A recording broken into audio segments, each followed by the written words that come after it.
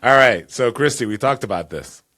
I will give you an option. Either you can tell me and the rest of the viewers something that nobody knows about you that you're willing to share with us right now, or you get to pick a card from the dad jokes and I get to read it out.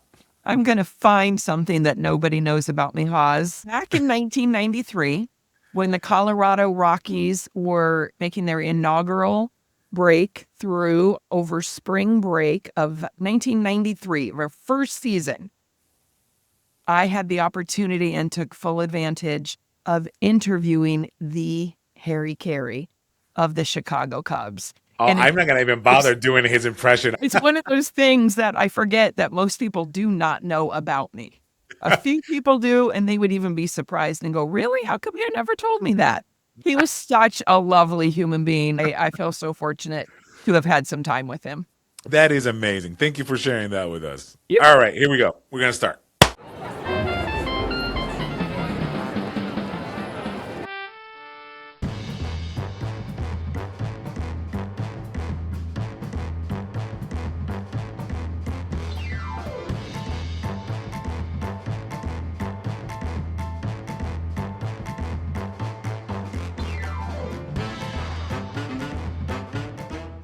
All right, let's do this. Welcome back to Hello Henderson. This is a new episode with a new guest who I've had the pleasure of meeting a couple of weeks ago at Tech Alley Henderson. Lovely lady, very intelligent, very well spoken. If you're having a bad day, just talk to her for 5 seconds and you'll feel a lot better. I'm telling you right now. Miss Kristi Pressure. Staab. Did I say that correctly? Kristi Staab? Did I butcher your name? You got it. Checks in the mail. All right. The time I was in kindergarten, my teachers have been saying my name the wrong way. You got it right first time. Thanks, Haz. Kristi, how are you? And welcome to the show. Oh my gosh. Thank you so much, Haz. I just want to take a moment to say thank you for what you've created. Thank you for what you're doing for Henderson. And I feel like you've been doing this since you were a little kid, even though podcasting is not that old. Well, it's not that you're old, but you know what I'm saying, because you're such a natural at it. And the Aw. open, you're lovely. I'm happy to be here with you today. This show was an accident. I have a business. I started a podcast to talk about my business. What this podcast is about has nothing to do with my business, has nothing to do with the other podcasts. I still have the other podcast, Dead Sprint Radio. We talk about Agile and why it doesn't work and all that. This specifically is about Henderson. I just started to meet people. As a matter of fact, it was an accident.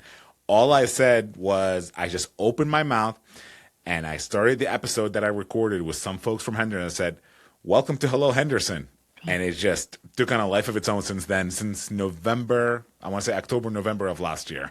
Wow. You're a pro. Let's go. All right. Kristi, thank you again for being on the show. But let's talk about Kristi's origin story. We heard in the cold open that you had the opportunity to interview Harry Caray during the inaugural season of the Colorado Rockies.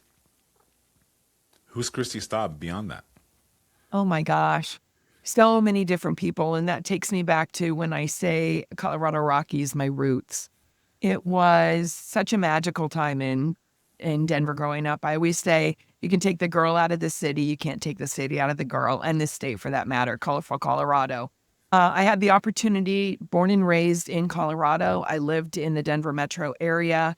And from this time I was 8 years old, it was like, I'm going to Phoenix as soon as I'm old enough. So 1993, just a little bit after the inaugural Colorado Rockies season, I took off. I got in the car. I drove down there, didn't have a job, had a whole bunch of dreams. And that's where I started my life. And so I've been a desert rat in some way, shape, or form since 93. Wow. And now you are Henderson's own Kristi Staab. I came in about 11 and a half years ago. And there's so many incredible areas to live, Haz. And my husband and I, when we got here, we were pretty methodical about how we chose where we lived. Pretty much everybody we met when we walked into the market was on the west side in Summerlin. And they said, come to Summerlin. And my husband and I like to travel a lot for work and for business. And we said, let's find out, is it really only 15 minutes from Summerlin or is it longer? So on a Friday afternoon, we got in the car. We drove from UNLV, of all places, where my husband was going to be the president of UNLV. We got in the car and we drove all the way out to Summerlin.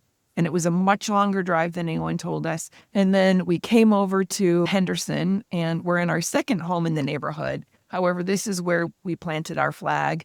And the big reason was from garage door to parking garage was 12 minutes. Ah, That, my friend, is a good reason to make your roots in Henderson. that is so And true.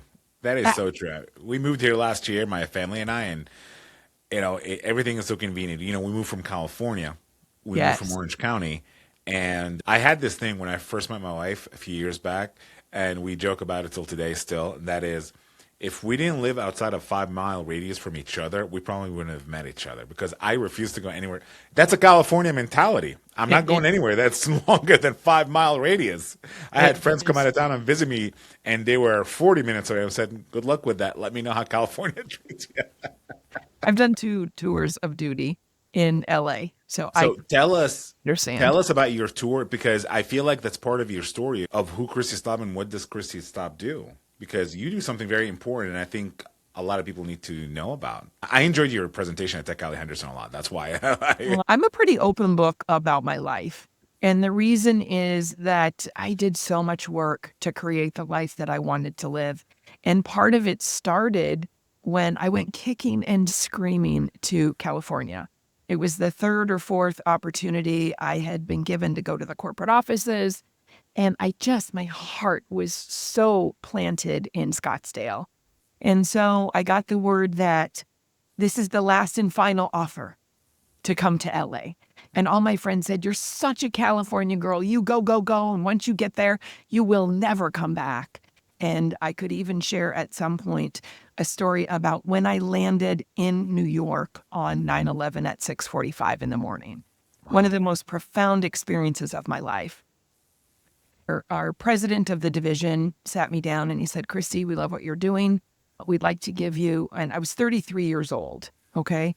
"We'd like to give you a 3-year deal, promote you to vice president." And Haas, at the time, it was more money than I had ever made in my life, was what was on the table. And I just looked at him, my boss, who's still a great friend of mine today. And I just said, "I don't want to do this anymore." I didn't know why. I went back to Scottsdale. I didn't have a plan. I've since realized that it was all rooted in my values. And at the time, I was just very clear on my decision making. And then I could see how my values, since I was a little kid, play into everything I do. And so I went back, I did some soul searching. I took a job that was a gap job while I figured out what I wanted to do. And a few years later, I ended up starting my own business and leading with values first. All right. I want to come back to your business, but I love what you said about that it was your values. And I feel that the reason, at least my family and I moved to Henderson, because we feel like this neighborhood, the city, the community, there's a good, solid set of values here. Would Yeah. you agree with that? I, It feels like a true community. it does feel like family. It feels like a true community. Henderson reminds me of the Scottsdale of Southern Nevada. I think what I love the most about Henderson, about the region, Southern Nevada, is when I got here, I was getting my hair done, and sketched in the glass, it said, "Built by Las Vegans." I consider Henderson to be Las Vegas too. For Las Vegans. And that just really says it all. Whether Yeah. you're literally entrenched in Henderson, you're entrenched in Las Vegas or the communities around it. The idea here, we will never hear that can't be done. Hmm. We can't do that. What we hear here is what an idea. How can we do it? Who needs to be at the table? And then we get the people at the table. And a good example of that, Haas, is the night I met you at Tech Alley Henderson. It was like so many people that are looking to bring even more community to the Valley, that are looking for ways, how can we take founders? How can we create this ecosystem? How can we make sure that we succeed? We are a community of we can, who needs to be at the table, and we make things happen. Yeah. Entrepreneurial and opportunistic in a very healthy way. And they're supportive too. I mean, I've met a couple of folks that started a podcast. I met a couple of folks who are also agilist or in the space the same that I'm in.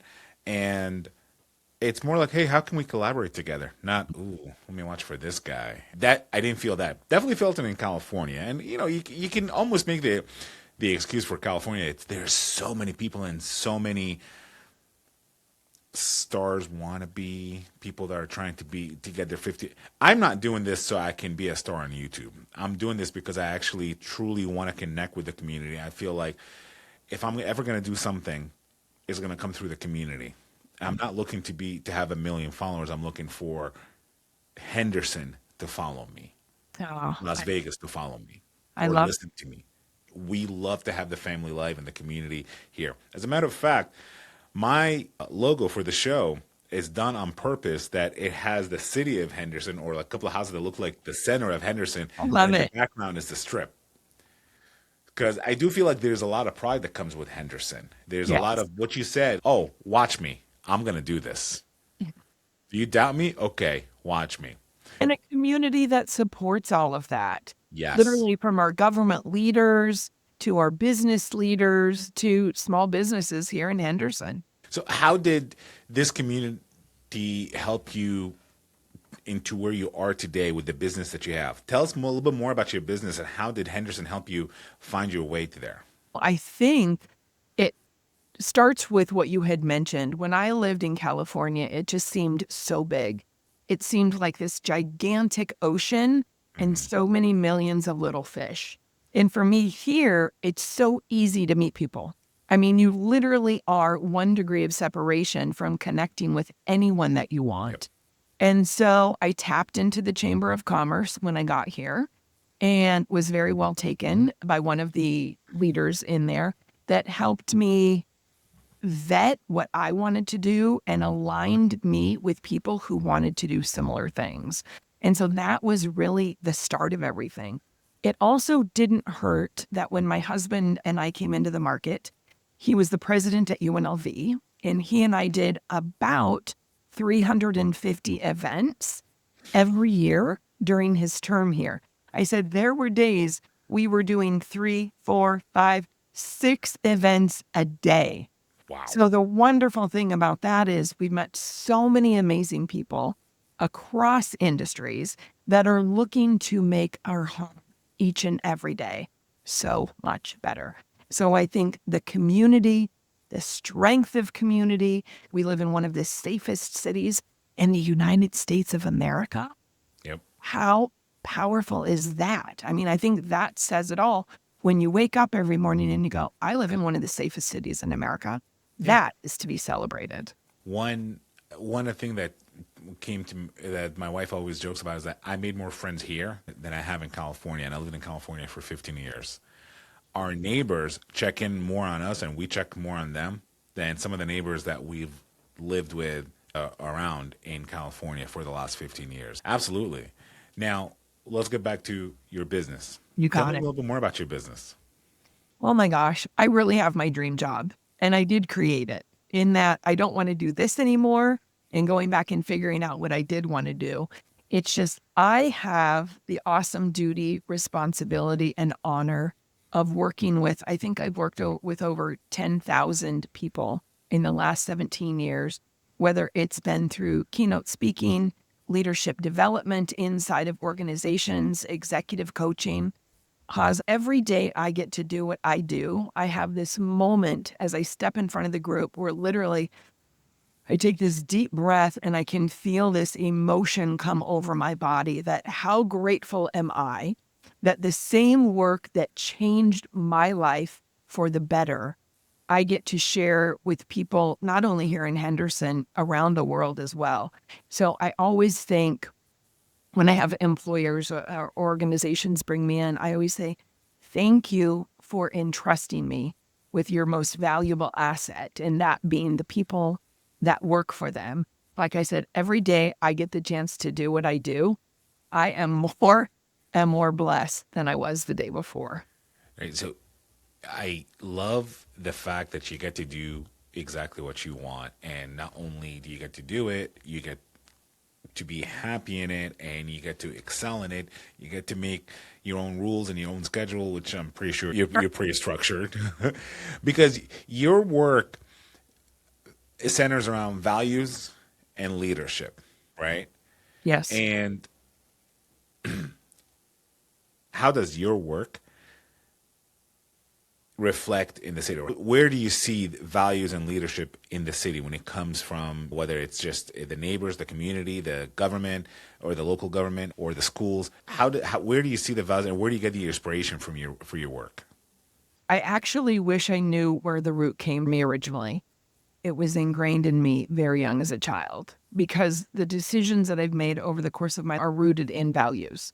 Even when I decided to leave corporate America and start my own business 17 years ago, I think we're at a point where oftentimes in my trainings, I'll say, somewhere along the way, we lost our manners. And I've Yes. really seen it 2020 on Yeah. because there used to be a time when if people were standing in line or trying to get over you in the aisle on the airplane, people would say, "Excuse me, pardon me, I'm sorry." I think we've lost our way. I think where values are concerned, people do not understand the importance that values play in our lives. And I think first came manners, please, thank you, I'm sorry, and then values. So getting to your question, values are rooted in everything. Every result in our lives is a direct result to the values that we're living out loud. Now, people might not know that. I could ask you, Haz, what are your top 5 values? And you could give me those values. And I would bet that they're more aspirational oftentimes than they are lived values. We could be living values that we inherited from our parents and not even consciously be aware of how those could be holding us back. So I'm going to say it again because it's worth repeating. All of the results that you're currently getting in your life are the direct result or reflection of the values that you are living out loud. With that said, some of the values that I do see, community, the value of community. Some other values that I see showing up are, in many instances, leadership, vision. I wish I saw more excellence. I think another place that we've accepted values to not shine as bright as they could. I think since Oh, you're hitting 2020, on something. Look at that. we've been willing to settle more for mediocrity and complacency than Oh, excellence. And here's the thing, Haz, that people don't realize. We are living our values at all points in time, whether or not we know which values we're living out loud. Now, here's what people don't ever consider. We think of values as respect, trust, integrity, excellence, kindness, accountability. The opposite of each of those are also lived values. So I could hold the value of respect and say, one of my top core values is the value of respect. And over a given day, do I live that value of respect in all of my interactions? Or possibly, am I living the value of disrespect? When I walk into Starbucks, I ask for my coffee.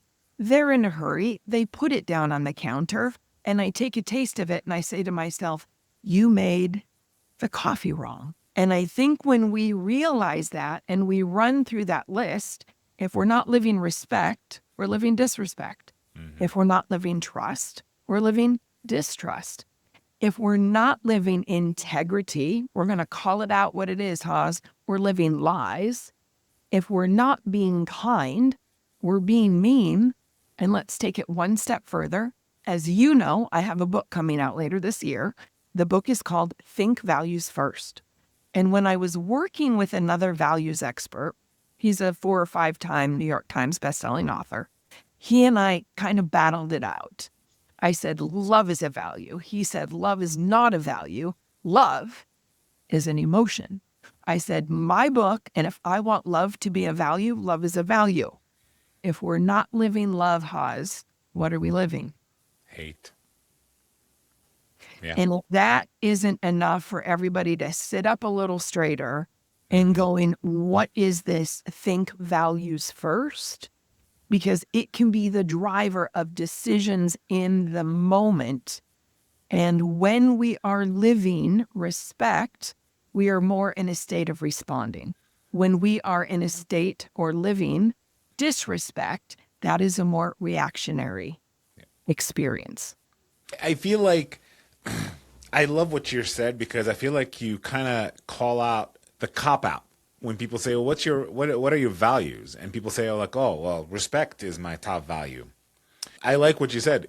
Is it respect or is it an aspect of respect? It's funny because when you said, if I ask you to name top 5 values, I started thinking about mine. And the first one that popped in my head was, it wasn't respect, it was respecting my boundaries.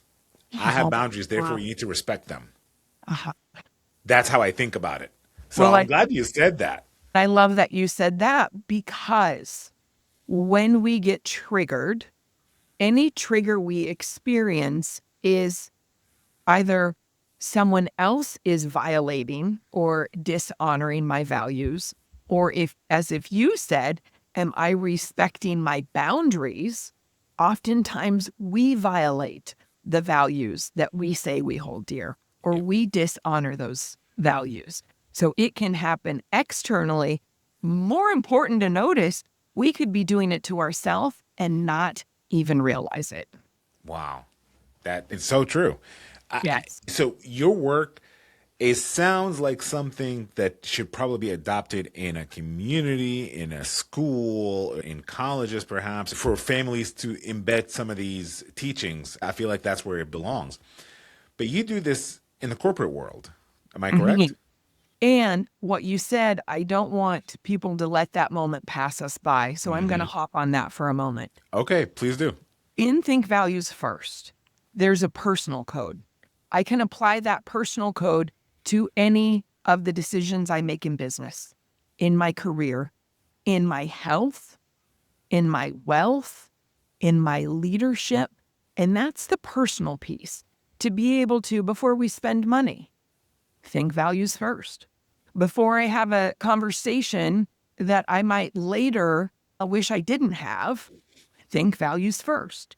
So there are all of these different areas when we in our own leadership can stop and pause and ask ourselves the questions in all of those different areas. And then what happens is it extends well beyond the personal code. When our kids are getting ready to go out with their friends on Friday nights, we can say, think values first.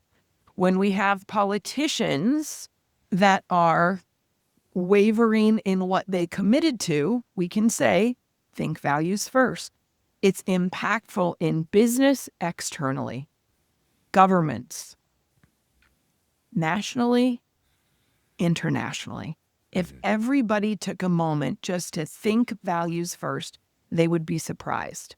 Yeah. I had the awesome honor of working with a lady 2 years ago, and it was a 9-month program. During that 9-month program, we were only together about 6 days of, let's say, somewhere 12 to 15 days. And one of the questions that I had asked the group, and she was the last to answer, I said, everything that you've experienced in this leadership program, what is the most valuable piece you take away? She's in her late 20s, early 30s. And she said, Kristi, that's the easiest question anyone's ever asked me. Because before we experienced values days, before that happened, I never thought about my values. And she said, and then when I had the opportunity to sit down and think about what are my top 5 core values, she said, life became super easy for me. I quit my job, started my own business, fired most of my friends, put family first. She said it was so easy once I had my 5 core values identified. I quit my job. I started my own business. I put my family first. And now anything I'm considering, I ask myself, does this fit my values? And if Yeah. it's a no, it's a no. And if it's a yes, I put it into action, and it makes my life easier. There's one thing that you said I want to get back to, but before that, I love these conversations because I'm constantly coming up with all these questions. By the way, Love it. Kristi will confirm. I did not prepare for this with a script or a set of questions. No, I just say what we're going to cover, and I let the questions come to me in the middle of the conversation. love it. It's more fun that way anyway. It is because we're getting to know each other. It's like having a personal conversation. It's genuine. You Exactly. said since 2020, you feel like respect has been wavering, values have been wavering. I use a different word, and I don't know if a lot of people understand the difference between that word and the way it's been used in the past. Decorum. Decorum. The people mistaken decorum for political correctness or for any other word that's being used out there to justify a dumb behavior, for lack of a better word. How do You know, you go ahead, please? what's powerful about what you just said is I use 2020 as a period in my own perception, in my own judgment. So other people may disagree with me about that time frame. I think that time in solitary confinement or when we weren't dealing with community, I think something happened to many of us. And I think when we were asked to come back together, people thought it would happen more naturally. And, I've seen so many of my family members or my friends' children that were the 2020-year-olds going from high school into college. And oh my goodness, I'm sorry they had to do that. I feel like you're right because I feel I read something at that time. And of course, I think all of us were reading our own things. But I'd like to think I'm intellectual enough to understand the difference between a true reading and just somebody gossiping. And one of the things I've read is that the impact of being home for so long and being separated from community and society, when you have a pandemic, yes, physically you'll recover. Mentally and socially it takes a longer to integrate back and go back to the normal again. Sometimes it takes almost an entire generation, or it could impact future generations. And I feel like you and I are probably speaking about the same thing, how being isolated from social norms for however long we did it for was quite impactful, and it still shows till today, I believe. Yes. And what's interesting about what you said is somewhat the political divide. And I don't care who's on which side, if you're right, left, center, Right. that doesn't matter. Yeah. What matters, and it goes right back to values, impact every result that we have. What I don't like, what has happened in society, is there is a clear separation. And values can actually bring us together. So what's interesting is you and I can have the same 5 top values, and our beliefs around those values and Yeah. how we make decisions around those values and the behaviors that we take lead to different results. And so for viewers, one thing I would just love for you to take away at the end of this is we must figure out a way for us to get along. Because what we know is that when we are connected, connection builds trust. When we are separated, that creates mistrust. So values can bring us together. And regardless of what is happening out in society, what I'd everybody to consider is be an independent thinker. Your business will run better if people are united. Your family will be better off if you are united. That does not mean that you need to agree on everything. What it does is it gives you the opportunity to still respect one another mutually and still understand that we can disagree or we can agree to disagree, and it can still be okay. Absolutely. I feel what you just said, having values and agreeing that there are values to respect boundaries and all that, I feel like that blurs the lines of division between Yes. folks. So I do want to go back to one thing that you said because it's personal for me, what you said. I Yes. had something similar to it. You said one of the things that you did when you started your business, well, I think it was number 2 or 3, is you divorced your friends. Can you elaborate on that? And then I'll tell you why Oh, it's personal for me. so actually, I was talking about my client. Okay. What I will tell you, though, is when I left corporate, I ended up leaving a lot of people behind because I had done so much internal work on me that I was not the same person. And it was important for me building on those values to align myself, to surround myself with people who have similar values. And I think the reason I met, fell in love with, and married my husband, because when you are clear about what you want and what your values are, there are going to be times those values will be challenged. And I always say that there will be times you may stand alone and be counted because many people will do what society says is okay. And that changes over time.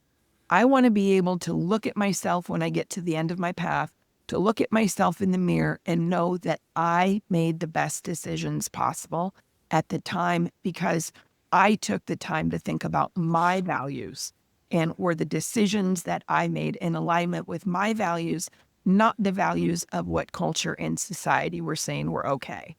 But the reason I bring up the thing about divorcing your friends, I went through a pretty rough time 10 years ago. I was going through a divorce, and I never believed in self-help books. I always, I grown up in Jersey, growing up with the parents that I did, you toughen up and you just, go have a meatball sandwich and smoke a cigarette and a cup of coffee and you're good to go. That's how I grew up. So I felt really lost at that time, and I said, I got to start. I need something, and I didn't feel like talking to people because whenever I talked to someone, I just wanted to regurgitate everything that's happening in my life, and I can just tell they don't want to hear what I have to say, or sometimes they're just standing there with the dumb look on their face like, oh my God, when is this guy's going to be over? But I read one book that said getting past your breakup, and in it was a whole section about respecting boundaries. And that specific section spoke about how this one woman said to her friend, I cannot be friend with you anymore. Because for the past 10 years, 15 years, whatever, every time we do this, you cross my boundaries by doing this, and I've allowed it. So I'm telling you, from this point forward, if you do it again, I Yes. can't be your friend anymore. And her friend kicked and screamed and hollered and cried and did everything that she can tell. How dare you, blah, blah, blah, all this. We've been best friends for all our lives.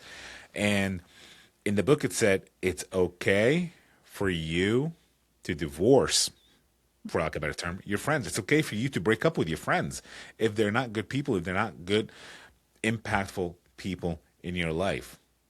Which leads me to my next book. That's was a self-help book that somebody gave me, and I love this book, and I try to live my life by it. It's called The Four Agreements. Absolutely. Love the Four Agreements, and I try to teach it to my kids. Whether it be to be impeccable with your word, or now I'm working with them about don't say bad things about yourself. Talk bad about yourself, right? But that when you said divorcing your friends, that's what made me think again, the whole values thing. Why would somebody divorce your friends? Because maybe you're discovering your self-worth and you're saying to yourself, this kind of behavior or this kind of relationship is not helping me get to where I need to be, where I respect myself and live in those values. It's interesting that you say that. I have a different client, and she shared with me, she said, the more I take a look at the values work, the more I have to be honest with myself or I'm out of integrity.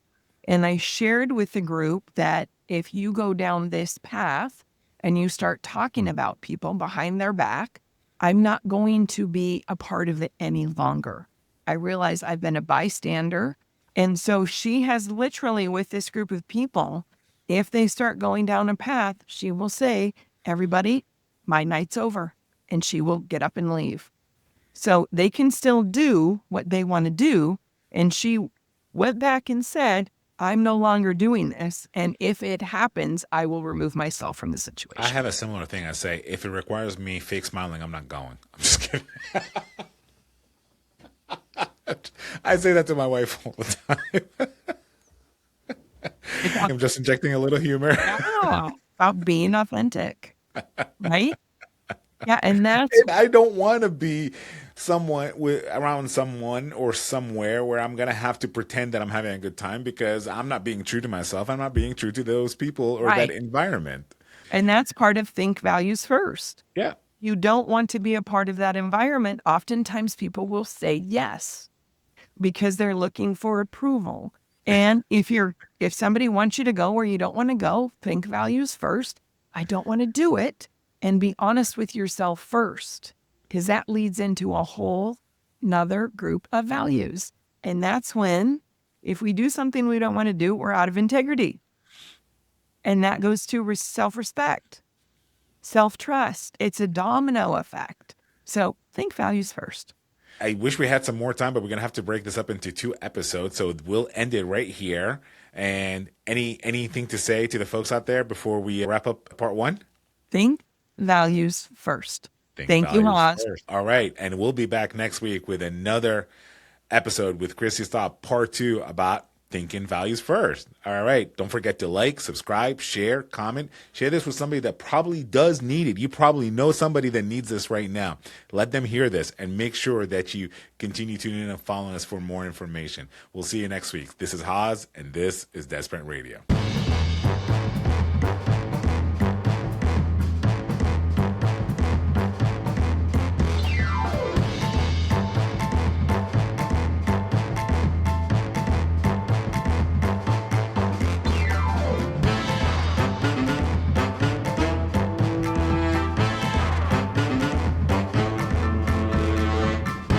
Sorry, that was my husband. That's okay. Don't worry about it. We'll use that for the outtakes. That's wonderful. I'm going to tell you, if I were to my introduction to Harry Caray was through what was his name? Will Ferrell? Will Ferrell. Thank you. My introduction to Harry Caray was Will Ferrell. So I only know how to impersonate Harry Caray via Will Ferrell. I can only do an impersonation of Will Ferrell impersonating Harry Caray. Sorry. Hi. That's it.